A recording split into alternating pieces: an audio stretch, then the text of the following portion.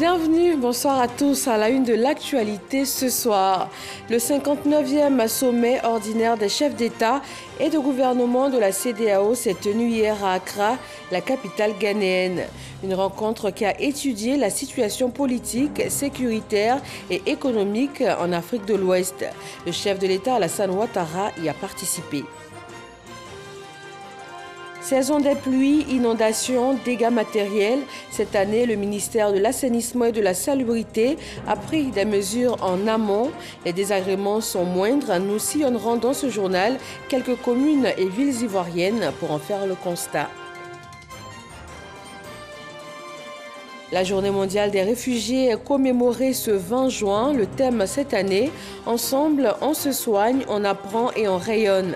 Les nations, les ONG et les organismes internationaux sont exhortés à promouvoir la solidarité et l'inclusion sociale. Partout dans le monde, les papas sont célébrés ce 20 juin, un moment très souvent passé en famille. Nos équipes de reportage ont pu constater un certain engouement dans les commerces ce dimanche, malgré la pluie.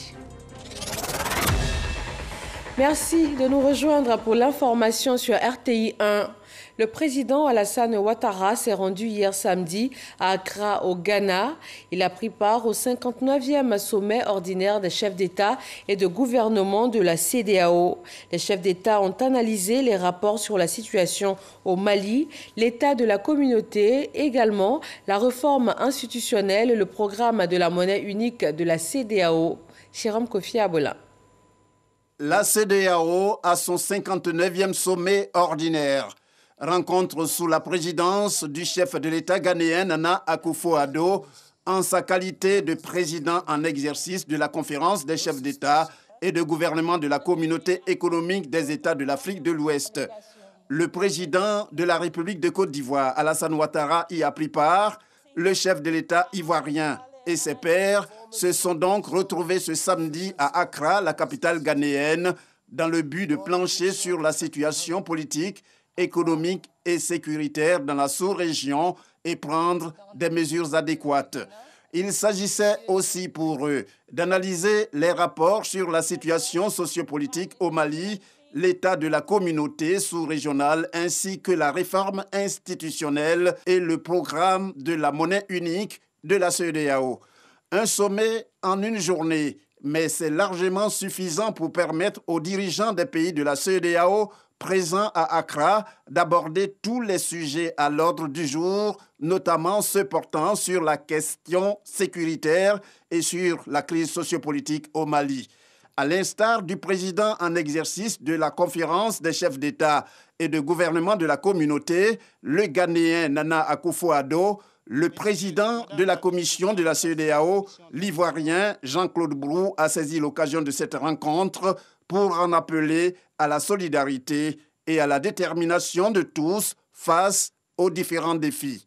En marge du sommet, le président de la République de Côte d'Ivoire, Alassane Ouattara, a échangé avec des illustres personnalités, notamment certains de ses homologues, à savoir les présidents togolais et béninois, pour évoquer des sujets d'intérêt commun.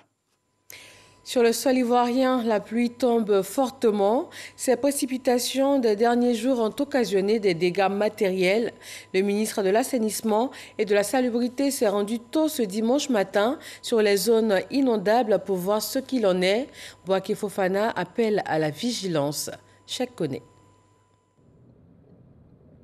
Sous une fine pluie, Bouaké Fofana, ministre de l'Assainissement et de la Salubrité, a visité les zones critiques dues au passage de l'eau après la forte pluie qui s'est abattue sur Abidjan dans la nuit du samedi au dimanche. Ces précipitations ont occasionné quelques dégâts matériels et des perturbations à certains endroits dans la commune de Cocody.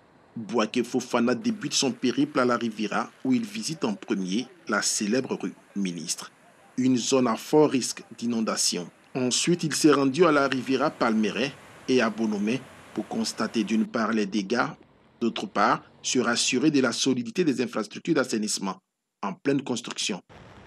Alors, les constats, ils sont connus. On a des zones critiques, des zones inondables et qui ont été inondées. Et la raison, c'est les il y a des retenues à faire en amont de ces zones-là qui ne sont pas encore faites. Et tant qu'on n'aura pas construit ces retenues, on a ces risques d'inondation. Ce qu'on a vu du côté de la Palmeraie, zone de la rue Ministre, par exemple, nous avons dédoublé les canalisations d'un côté, ce qui fait qu'il y a une zone où le problème est réglé. Par contre, on doit reprendre des eaux sur Mitterrand. On est en train de faire des travaux également tout le long des Mitterrand quand vous allez sur la route de Bingerville.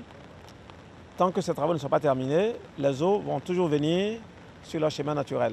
Bouaké Fofana appelle à la vigilance et se réjouit qu'il n'a été enregistré aucune perte en vie humaine. Notre objectif cette année, c'est 0 mort lié aux inondations. Pour l'instant, je peux dire, Dieu merci, on garde les doigts croisés. Pour cette année 2021, la SODEXAM, l'institution nationale en charge des prévisions météorologiques, a annoncé de fortes pluies avec un cumul pluviométrique supérieur à 30 mm par rapport à la moyenne des 30 dernières années. À Angré-Château, la pluie a fait plus de peur que de mal. Les travaux effectués en prélude aux grandes pluies ont fait leur preuve. Pas d'inondation, mais certaines activités économiques et sociales ont tout de même été perturbées du fait de la pluie. Amadou Ouattara. D'hier à aujourd'hui, la ville d'Abidjan connaît des pluies. Ses habitants de la commune de Cocody, quartier Angré, laissent entrevoir qu'ils ne s'attendaient plus ou moins pas à cette fréquence de pluie. Pourtant, la SODEXAM avait annoncé des intempéries. 6h30, au moment de me lever pour la messe, que j'ai vu qu'il pleuvait. À cette pluie aujourd'hui, je ne m'attendais même pas à cela. L'an passé, il y avait des messages. Cette année, je n'ai pas encore reçu de message par rapport à la météo. Voilà. Si on ne constate pas de dégâts dus à l'eau de ruissellement, malgré l'intensité de la pluie qui est tombée, cependant, ce chauffeur de taxi affirme une perturbation au niveau de son activité. On a commencé même à 10h à travailler.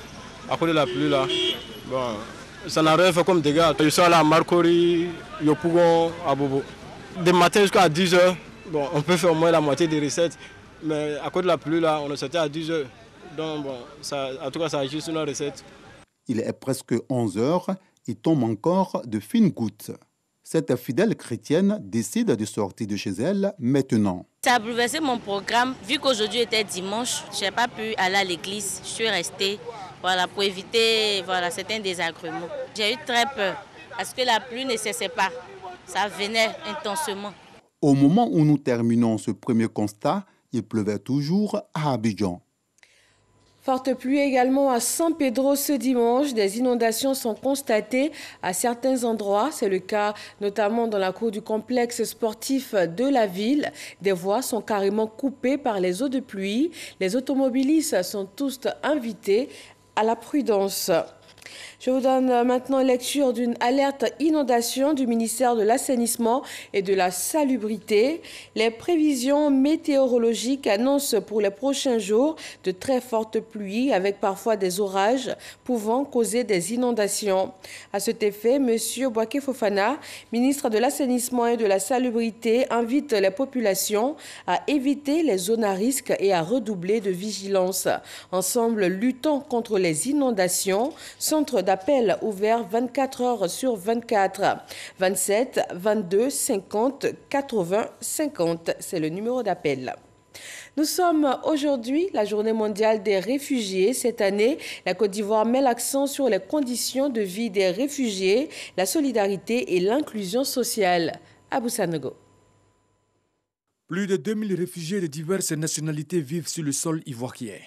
Célébrée le 20 juin de chaque année en Côte d'Ivoire, cette célébration se veut une occasion pour mener des réflexions sur la condition de vie de cette frange de la population qui a fui son pays pour multiples raisons. Cette date marque l'anniversaire de l'entrée en vigueur de la Convention de l'Union africaine sur les réfugiés. C'est tout un symbole car l'on se réfère ici non pas à l'Afrique qui produit des réfugiés, mais à celle qui les accueille dans un cadre légal et dans la dignité.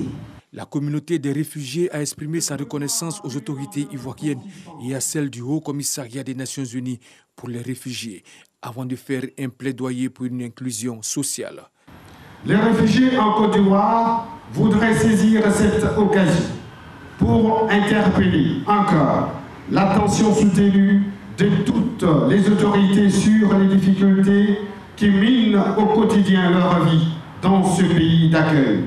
La 21e édition de la Journée mondiale du réfugié dont le thème est « Ensemble, on se soigne, on apprend et on rayonne » interpelle gouvernements, partenaires, organismes internationaux et ONG à la solidarité. Les gouvernements devront donc mettre tout en œuvre en vue de l'inclusion sociale de ces personnes vulnérables en leur assurant la garantie d'accès aux soins de santé, à l'éducation et à toutes les activités contribuant à leur épanouissement personnel ou familial. Selon le secrétaire général du ministère d'État, ministère des Affaires étrangères, de l'intégration africaine et de la diaspora, des efforts ont été consentis à l'égard des réfugiés en matière de protection et d'assistance multiforme. À ce jour, 274 000 réfugiés ivoiriens ont regagné leur pays. Ce dimanche 20 juin, les pères sont célébrés. Les papas gendarmes de la 5e Légion de San Pedro ont été fêtés. Cette célébration a été couplée avec les fêtes des mamans. Sam Conan. Des gendarmes qui ont troqué leur treillis pour des tenues civiles, dansant avec leurs épouses, nous sommes à la fête des pères, couplée avec celle des mères. Ce samedi à la place Saint-Pierre de San Pedro. Il est inconcevable qu'on puisse avancer sans avoir à nos côtés nos femmes. Alors nous avons souhaité les avoir avec nous pour fêter ensemble, pour rapprocher nos hommes de leurs femmes. Il est aussi important pour elles de découvrir leurs hommes sous un autre angle. Chaque fois, ce sont nos époux qui nous honorent. Mais on a voulu les honorer en ce jour spécial. On leur dit que nous les aimons. Nous leur disons merci pour tout ce qu'ils font pour nous, pour nos enfants. Ils prennent soin de nous malgré qu'ils doivent défendre la nation, défendre la patrie. Et nous disons également merci à la première dame qui ne cesse de nous aider. Grâce au FAPSI, elle nous a octroyé un prêt qui a aidé beaucoup de femmes au sein de l'association. Ils sont venus de Soubré, de Fresco, de Sassandra et de Tabou pour communier avec leurs frères d'armes de San Pedro à l'occasion de la célébration de la fête des pères. Une occasion pour leurs épouses de leur faire des cadeaux et présenter en présence de la marraine Sita Koulibaly, 3e adjoint au maire, leur association qui lutte pour le bien-être de ses membres. C'est bien la preuve de la complicité qui existe entre vos époux et vous. Vos chers époux ont bien compris le rôle que vous jouez dans le monde, en général dans la famille. Des mets concoctés par chaque épouse de gendarme ont été partagés. Un défilé en tenue traditionnelle, des ballets et un concours de danse ont mis fin à cette fête des pères, couplée de celle des mères, organisée par les hommes du général Apollo Touré, basé à la 5e Légion, gendarmerie de San Pedro. Une journée de fête des pères avec la pluie, mais même avec ces fortes précipitations, l'engouement n'a pas totalement faibli. En milieu d'après-midi, il n'était pas rare de voir des enfants et des adultes dans les grandes surfaces à la recherche du cadeau qui fera plaisir à papa. Rentrée touristique de la Direction régionale du tourisme et des loisirs de Korogo, le ministre du Tourisme et des Loisirs, Siandou Fofana, a procédé à l'inauguration d'un complexe hôtelier 4 étoiles à Korogo et un 3 étoiles à Kuto dans la Bagoué. Également un projet intégré d'hébergement, de divertissement et de loisirs dans le Nord. Il est question de réaffirmer l'attractivité de la destination Côte d'Ivoire et faire du tourisme un levier de développement économique. Nés en 2018, les accords de coopération Côte d'Ivoire-Ghana gagnent en intensité après l'obtention du DRD, différentiel de revenus décent, entré en vigueur lors de la campagne 2020-2021. Voici l'initiative Cacao Côte d'Ivoire-Ghana. Et dès demain lundi, les activités du comité de pilotage démarrent. Noël Niagno. 2017, le marché international du cacao marque une chute de 40% avec son corollaire de baisse considérable des prix aux producteurs. Prenant la pleine mesure des impacts sur les revenus des producteurs, mais aussi sur les finances publiques, les chefs d'État du Ghana et de la Côte d'Ivoire signent des accords en mars 2018. Objectif, définir une stratégie commune en vue de trouver une solution durable à l'amélioration des prix perçus par les producteurs de cacao de leurs pays respectifs. 2019, à l'issue de 2 réunions, l'une les 11 et 12 juin à Accra et l'autre le 3 juillet à Abidjan, il est décidé de l'avènement du différentiel de revenus décent, DRD. Date d'entrée en vigueur, la campagne 2021. Son principe, un montant de $400, soit 200 000 francs CFA la tonne, pour garantir le prix aux producteurs. Pour la bonne marche de ces accords, une institution est née, l'ICCIG, Initiative Cacao Côte d'Ivoire-Ghana, avec son siège au Ghana, et son secrétariat est l'affaire de la partie ivoirienne. Ce lundi, c'est le top départ des activités de cette institution ici, sur les bords de la lagune Brié, en présence du ministre d'État, ministre de l'Agriculture et du Développement rural de Côte d'Ivoire et celui de l'Alimentation et de l'Agriculture du Ghana.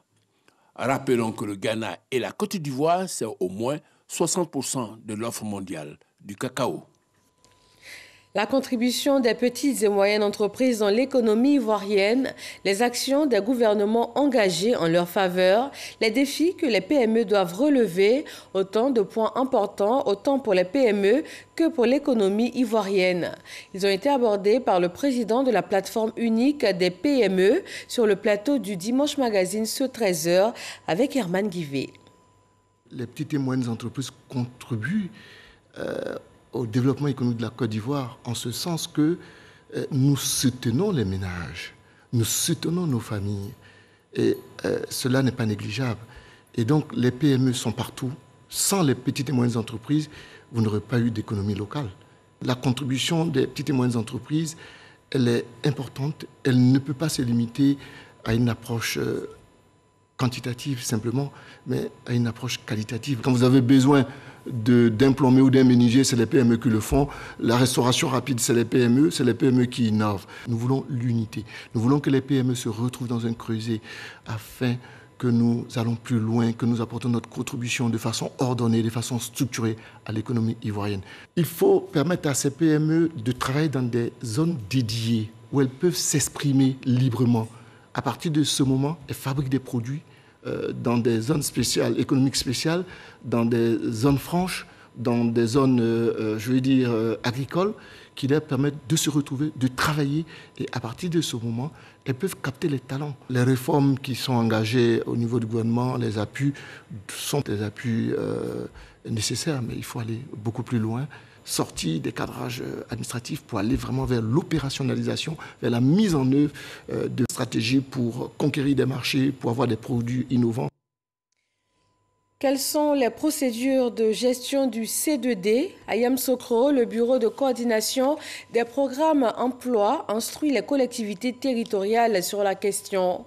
Ces collectivités gèrent plus de 10 000 jeunes de 18 à 40 ans bénéficiaires d'un appui du C2D. Kader Sogodogo.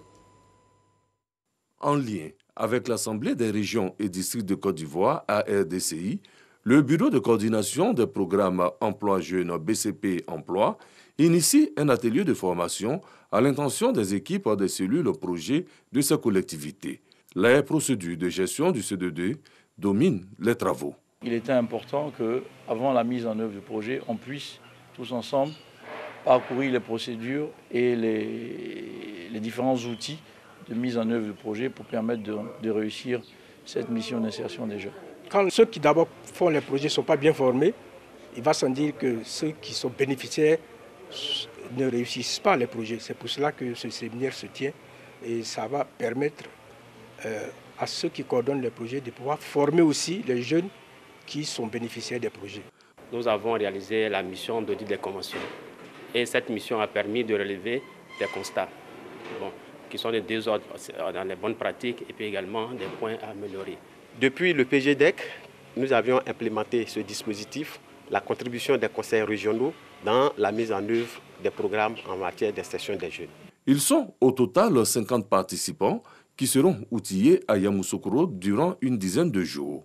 Pour rappel, 19 261 jeunes ont bénéficié des activités de la phase 1 du CD2. Les travaux de prolongement de l'autoroute du Nord, précisément le tronçon Yamsokro-Thiébissou, prennent fin en septembre prochain. Le délai contractuel ayant plusieurs fois été prolongé, le ministre de l'Équipement et de l'Entretien routier s'est lui-même rendu sur le chantier afin d'échanger avec l'opérateur technique et s'assurer de la tenue du délai. Léon Brou. Autoroute du Nord, tronçon Thiébissou-Boaké. 96 km de route, 2 ponts, 7 échangeurs, 7 passages supérieurs, 1 passage inférieur, 8 passages piétons et 84 dallos en construction pour 36 mois depuis avril 2019. Le ministre de l'Équipement et de l'Entretien routier, satisfait de l'état global d'avancement des travaux, 46% au 18 juin 2021, mais sur la qualité de ces travaux, Amédée Kouakou remarque des ratés susceptibles par endroit de favoriser des accidents de la circulation. Tant que toutes les exigences techniques qui sont dans les cahiers des charges ne sont pas respectées, nous n'allons pas réceptionner cette route parce que sur ce tronçon Thiébissou-Boaké, c'est environ 186 milliards. C'est un projet extrêmement important. Si l'État met autant d'argent, si le président de la République fait autant d'efforts, c'est pour que les Ivoiriens aient donc des routes de qualité irréprochable. Cette fermeté d'Amédée Kouakou, en raison du volume des investissements de l'État et de la Chine, au regard aussi de l'importance de l'autoroute dans les échanges entre la Côte d'Ivoire et ses voisins du Nord. Ainsi donc, la réhabilitation de la nationale A3 va se prolonger jusqu'aux frontières avec le Mali et le Burkina Faso, annonce le ministre de l'Équipement. Le président vient de réhabiliter la route qui va de Boaké jusqu'à Ouangolo-Dougou. Nous avons donc un projet avec le port sec de Fekese-Dougou, donc de réhabiliter les 30 km qui vont vers le Burkina et les 100 km qui vont vers le Mali, de sorte que le port sec de Fekese-Dougou puisse fonctionner dans de bonnes conditions. Avril 2022, délai de livraison de l'autoroute Thiébissou-Boaké. Le ministre de l'Équipement engage dans la vision du chef de l'État toutes les structures sous sa tutelle au suivi régulier des travaux, comme c'est le cas à cette visite de chantier. Dans l'actualité sanitaire, la Côte d'Ivoire continue de lutter contre le coronavirus. Des cas sont détectés au quotidien. Nous vous proposons le point de ce jour.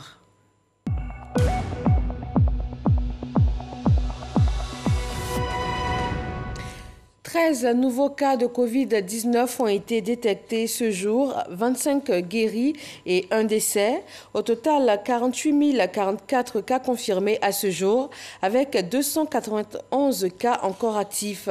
Hier, 19 juin, 1324 doses de vaccins ont été administrées, portant à 725 916 le nombre total de doses administrées. L'ONG Lune d'Afrique Côte d'Ivoire veut contribuer à l'édification d'un climat social apaisé. Elle annonce une caravane dénommée « Mieux vivre ensemble ». Les localités de l'Ouest ivoirien vont être sensibilisées à la question. Ce sera du 29 juillet au 1er août prochain. Franck Wadio. Yakassé à Tobrou, dans le sud ivoirien. Ici vivent plusieurs communautés allochtones et autochtones. L'harmonie sociale est une préoccupation notamment pour celles issues du Grand Ouest ivoirien. Et justement, la Goya, l'association des ressortissants du Grand Ouest vivant à Yakassé à Tobrou, reçoit l'ONG Lune d'Afrique Côte d'Ivoire. L'organisation amorce ici sa caravane intitulée « Mieux vivre ensemble » dédiée à la réconciliation nationale. C'est la réconciliation de chaque famille qui va devenir la réconciliation nationale. Vous avez un rôle important. Prenez conscience de votre rôle et jouez-le pleinement. Occasion pour la présidente de Lune d'Afrique Côte d'Ivoire, Victorine Yaoyoboué, d'inviter les ressortissants du Grand Ouest à Yakassé à Tobrou de rejoindre cette caravane. Prochaine étape, tout le plus cette région minée par les conflits communautaires, et cela du 29 juillet au 1er août prochain. L'engagement est pris et l'idée soutenue par le président de la Goya, Mathieu Diguet. Quand il y a un conflit dans un pays, la première victime, c'est la mère. Si elle est à l'origine de la réconciliation, nous pensons que ça serait une réconciliation sincère et vraie. Et c'est pourquoi nous avons voulu que nos moments de Yakassé, nos moments de Argoya soient à l'origine de cette réconciliation. Parler de réconciliation, une mission citoyenne, l'autorité administrative considère l'action de l'ONG Lune d'Afrique Côte d'Ivoire comme un soutien à l'effort de consolidation de la paix sociale. Prôner la paix et la réconciliation. J'ai décidé d'aller dans tous les villages. Là-bas, j'ai parlé de paix, de développement et de réconciliation. Voilà quelqu'un qui vient aujourd'hui m'aider pour que la réconciliation soit une réalité quotidienne ici à Togo. Être déterminé en faveur d'un climat social apaisé, l'engagement est aussi pris par les femmes qui l'ont reconnu. Sans autonomisation, pas de réconciliation. Les pionnières de la Gouya ont donc reçu des présents et un point d'orgue. Hommage a été rendu à la défunte Iredou Colette, figure de proue du vivrier en Côte d'Ivoire, par l'ONG Lune d'Afrique. En religion, c'est à la paroisse Notre-Dame du Perpétuel Secours de Trècheville que s'est tenue la messe d'ouverture officielle pour la conférence régionale de l'Union mondiale des organisations féminines catholiques Afrique. Des aumôniers nationaux et des délégations de femmes sont venues de plusieurs pays africains. Amadou Ouattara. Femmes catholiques enracinées dans les valeurs chrétiennes œuvront pour la paix. Protégeons l'environnement et portons l'espérance à nos familles et à la société. C'est le thème de cette conférence régionale Afrique de l'Union mondiale des organisations féminines catholiques. Ces femmes sont venues de plusieurs pays d'Afrique. Elles ont, durant 7 jours, réfléchi à leur contribution pour la paix dans le monde. Aujourd'hui plus qu'hier, l'aspiration à un monde meilleur où il fait bon vivre dans la compréhension mutuelle, l'acceptation de l'autre, l'entente, la solidarité, la coopération et la paix sont une exigence qui s'impose à toute l'humanité. Mais avant, une messe a été dite par Monseigneur Boniface Ziri pour l'occasion à la paroisse Notre-Dame du Perpétuel Secours de Trècheville. Les ministres Paulin-Claude Danho et Anne-Désirée Ouleto représentaient respectivement le président de la République Alassane Ouattara et la première dame de Côte d'Ivoire Dominique Ouattara. Les valeurs portées par notre pays, terre d'hospitalité et qui se veut terre d'espérance. Nous sommes donc très heureux que les réflexions de l'ensemble des femmes catholiques du monde se retrouvent ici, dans notre pays, pour porter ces valeurs aujourd'hui nécessaires à la construction d'un monde de paix et d'espérance. Avec le Seigneur, on peut tout. Et avec le Seigneur, les femmes sauront donc prendre leurs responsabilités pour être des artisanes de paix en Côte d'Ivoire, en Afrique et partout dans le monde. La FECSI existe depuis plus de 20 ans. Cette association a été fondée par le révérend père Norbert Éric Abécan. Il était accompagné à ce rendez-vous sous-régional par plusieurs aumôniers nationaux. Qu'est-ce qui a marqué le monde de ces 7 derniers jours?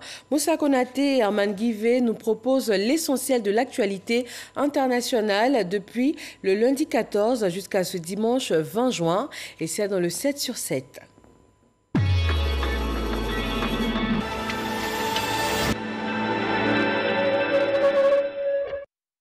Le premier procès contre l'ex-dirigeante birmane, Aung San Suu Kyi, renversée par un coup d'État militaire et inculpée à de multiples reprises par la junte, s'est ouvert lundi dernier.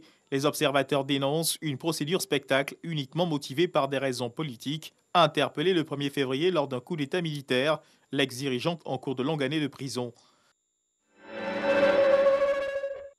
Pékin a accusé mardi dernier l'OTAN d'exagérer dans la théorie de la menace chinoise au lendemain du sommet de l'Alliance Atlantique qui a évoqué un défi systémique posé par le régime communiste. Dans un communiqué, l'ambassadeur de Chine auprès de l'Union européenne a accusé l'OTAN de faire preuve d'une mentalité de guerre froide et de chercher à créer artificiellement des confrontations. Le groupe djihadiste Boko Haram a confirmé mercredi dernier la mort de son leader historique, Aboubakar Sheko. Dans une vidéo envoyée à l'AFP par des sources vérifiées, celui qui se présente comme le nouveau chef présumé du mouvement, Bakoura Modou alias Sahaba, affirme que son prédécesseur est mort lors de combats avec le groupe État islamique en Afrique de l'Ouest, rival de Boko Haram. Il était le père de l'indépendance de l'ex-Rhodésie du Nord. Kenneth David Kaunda, premier président de la Zambie, est mort jeudi dernier à l'âge de 97 ans. Il était respecté et aimé pour son soutien indéfectible à la lutte contre l'apartheid. Plusieurs pays lui ont rendu hommage. Un deuil national de 21 jours a été décrété dans son pays. La Cour constitutionnelle congolaise a confirmé la destitution de Zoé Kabila de son poste de gouverneur de la province de Tanganyika, une décision annoncée vendredi à l'issue d'une audience publique. Le petit frère de l'ancien président congolais avait saisi la justice pour avoir été destitué début mai par une majorité des députés provinciaux. Il était accusé de mauvaise gestion et d'incompétence. Ebrahim Raïssi a remporté la présidentielle iranienne au premier tour avec environ 62% des voix selon des résultats définitifs publiés le samedi. Au lendemain du scrutin, le taux de participation s'est établi à 48,8%, le plus bas pour une élection présidentielle depuis 1979. Le président sortant, Hassan Rouhani, a félicité le peuple pour son choix, ayant permis de dégager un vainqueur dès le premier tour. Environ 48 millions de Français appelés aux urnes ce dimanche pour le premier tour des élections régionales et départementales. Initialement prévues en mars dernier, ces élections ont été reportées en juin en raison de la Covid-19. Les bureaux de vote ont ouvert à 8 h jusqu'à 18 h ou 20 h selon les communes.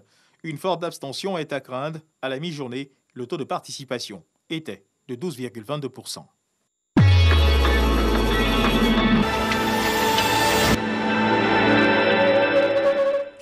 Merci à tous de nous suivre sur RTI 1 et sur le www.rti.info et surtout restez prudents en ces temps de forte pluie. Bonsoir.